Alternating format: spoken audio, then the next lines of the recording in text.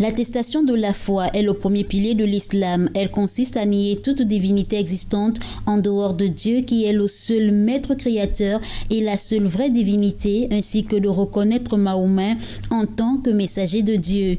La science, quant à elle, est la connaissance d'une chose qu'on n'acquiert qu'après avoir accompli un effort pour atteindre cette connaissance. Aujourd'hui, dans un monde où la science est partout présente, qu'en est-il du rapport entre la foi et la science en islam? Nous savons, islamiquement, nos prédécesseurs, ils n'ont jamais fait la différence. Ils n'ont jamais séparé la foi qui nous mène vers Allah, qui nous permet de connaître Allah, et la science. Quand on dit la science, donc parce que l'islam même est basé sur la science. Parce que l'islam, c'est la religion des savoirs. C'est la religion de la science, la grande science. Maintenant, la science contemporaine, elle est inclue dedans.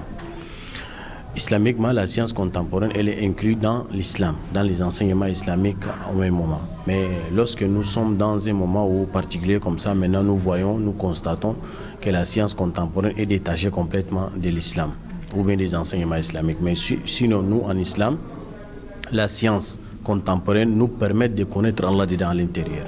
Parce que lorsque nous avons foi en Allah, Allah, c'est notre créateur, c'est le dominateur suprême, c'est le gouverneur de cet univers. Donc, à travers la science contemporaine, nous pouvons découvrir Allah. En quoi consiste la foi contemporaine? Tentative de réponse avec l'imam Moustapha Djouba. La science contemporaine, c'est-à-dire la physique, la mathématique, la biologie, la médecine, ainsi de suite. C'est ça qu'on appelle la science contemporaine. Et nous avons dit tout à l'heure, cette science-là n'a jamais été séparée de la science islamique. Ça, c'est dans la compréhension de nos pieux prédécesseurs. Mais en notre temps de maintenant, c'est là où nous voyons la science contemporaine, elle est séparée catégoriquement de la religion.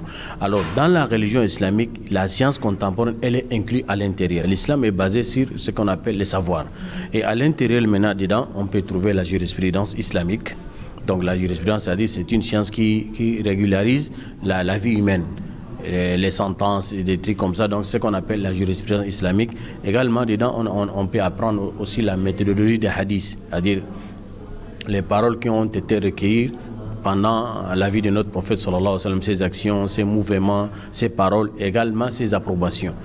Tout cela, c'est une science. Également, la science de nos livres Coran al-Karim, c'est-à-dire le livre sacré d'Allah, c'est une science. À l'intérieur dedans, on peut lire.